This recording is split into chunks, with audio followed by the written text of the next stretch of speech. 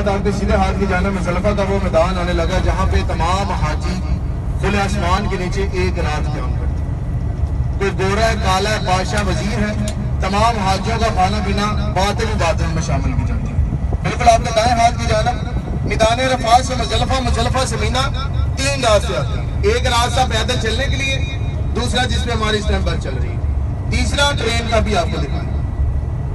اسی ٹرین کو بنانے کے لیے پہلے 6000 چائنیز مسلمان ہوئے، پھر انہوں نے مکہ کی پاک سرزمین پہ آ کے اس ٹرین کو بنایا. آپ کو پتا کہ مکہ کی پاک سرزمین پہ کوئی بھی غیر مسلم نہیں آ سکتا. اسی میدان میں تمام حاجی کھلے آسمان کے نیچے ایک رات قیام کرتے ہیں.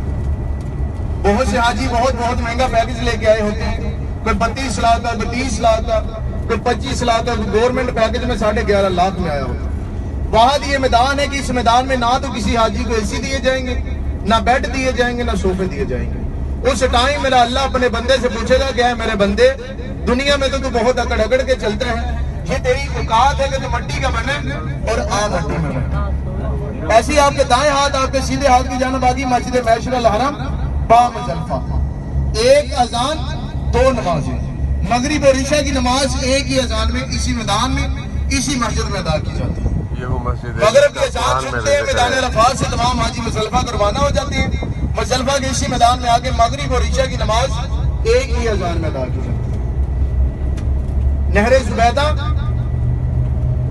عراق کے بادشاہ ہارون رشید، اس کی اہلیہ حج پہ آئی اور اس نے کیا دیکھا کہ پانی کی قلت کی وجہ سے بہت سے حاجی شہید ہوئے پڑے.